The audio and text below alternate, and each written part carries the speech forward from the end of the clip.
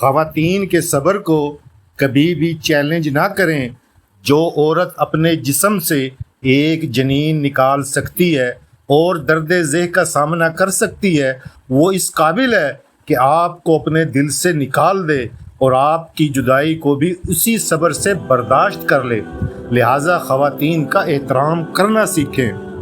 عورت کسی مرد کی تکمیل کے لیے نہیں بنی اور نہ ہی وہ عیب ہے کہ اسے مرد چھپائے۔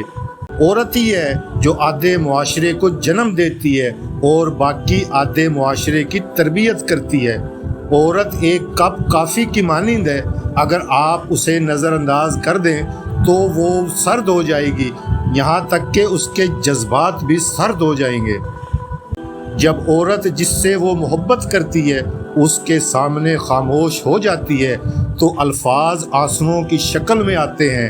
عورت ابتدا میں آپ سے دور رہنے سے ڈرتی ہے اور آخر میں آپ سے دور ہونے پر روتی ہے۔ بہت کم لوگ ہیں جو عورت کو سمجھتے ہیں۔ عورت کو آپ سے ناممکن کی خواہش نہیں، بس وہ اتنا چاہتی ہے کہ آپ ویسے ہی ہوں جیسے آپ اپنی بہن کے لیے ایک مرد چاہتے ہیں۔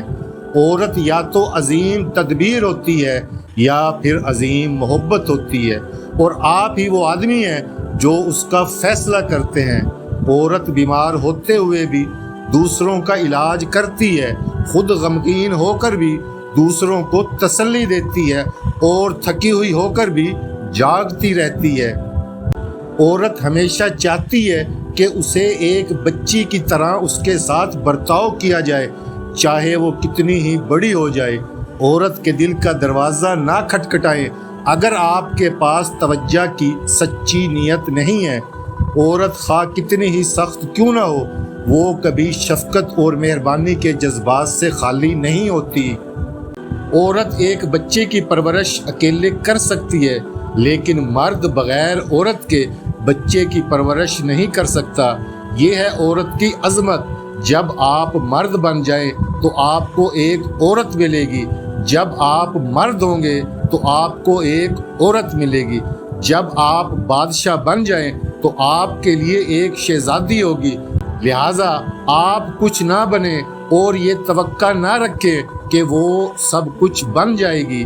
عورت کے ساتھ نرمی کریں، وہ ایک امانت ہے، اسے بے عزت کرنے کے لیے پیدا نہیں کیا گیا۔ عورت چاہے شادی شدہ ہو، غیر شادی شدہ ہو، طلاق یافتہ ہو یا بیوہ ہو، ہر عورت کا احترام لازمی کریں۔ عورت ہمیشہ ایک عورت ہی رہے گی۔ شادی نے عورت کی عزت میں اضافہ نہیں کیا اور طلاق نے آپ کی نسوانیت کو کم نہیں کیا۔ لہٰذا ہمیں چاہیے کہ ہم ہر عورت کی، چاہے وہ ماں کے روپ میں ہو، چاہے بہن کے روپ میں ہو، چاہے بیوی کے روپ میں ہو اور چاہے بیٹی کے روپ میں ہو، ہم ہر حال میں اس کی عزت اور احترام کریں۔ بات اچھی لگی ہو تو آگے بھی ضرور شیئر کرنا۔